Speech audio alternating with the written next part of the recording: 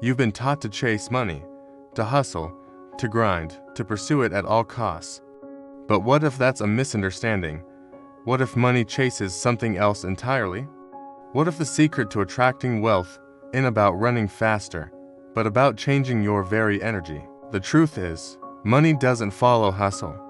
It follows a specific kind of energy, a frequency that you broadcast to the world every single day. Let's begin with the first unseen law. We often think of money as the goal, the seed we must plant. But this is a fundamental error.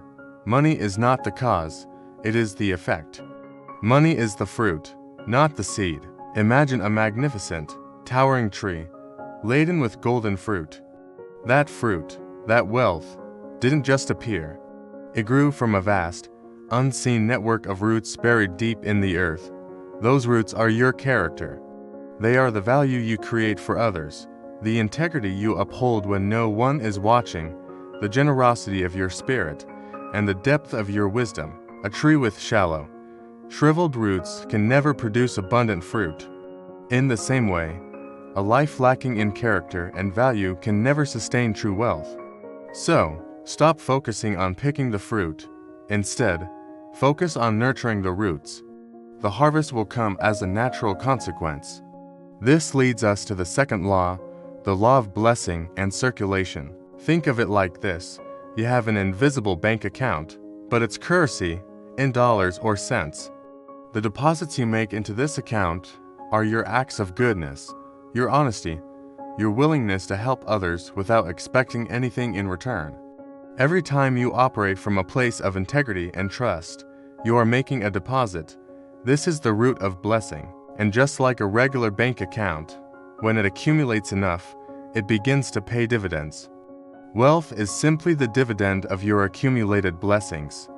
It shows up not just as money, but as the right opportunities appearing at the right time, as good people entering your life, as moments of what others might call luck. So, ask yourself, what kind of deposits have you been making into your invisible bank? Because that balance will determine the flow of abundance into your life. The third law is the law of energetic flow. Picture money as a clear, flowing river of water. Water naturally moves towards open, clear channels and avoids blockages. Your energy is that channel. When your mind is filled with complaining, with a sense of scarcity, with envy for what others have, you are creating energetic dams and blockages. The flow of abundance can't get through. It slows to a trickle or diverts its course entirely. Conversely, when your heart is filled with gratitude for what you already have, with a sense of generosity, and with a positive outlook, you create a wide, open, and clear channel. Money, like water, flows effortlessly through these open spaces. It is drawn to where energy is clear and positive. It's not about deserving it, it's about being a clear conduit for it. This brings us to the fourth law, the essential rhythm of giving and receiving. Many people fear giving. They believe it means losing something, that their own resources will be depleted. They clench their fists, trying to hold on to what little they have. But a closed hand, while it may hold something, cannot receive anything new. It is sealed off from the flow. Giving is not losing. It is the act of starting the flow. It's like priming a pump. By consciously directing the outflow, you create a vacuum that pulls in the inflow. An open hand is a symbol of trust in the universe. It demonstrates the belief that there is more than enough. An open hand can both give freely and be filled abundantly. To open the inflow of wealth, you must first be willing to start the outflow. The fifth and final law is the law of vibration and balance. Science tells us that everything in the universe, including you, is vibrating at a specific frequency. Your thoughts, your emotions, your beliefs, they all contribute to your personal energetic signature. Money, too, has a frequency. It is an energy of abundance, creation, joy, and service. It resonates with a high vibration. When you are operating from a place of fear, desperation, and lack, your personal frequency is low. You are energetically out of tune with the frequency of wealth. Like to mismatch tuning forks, you repel each other.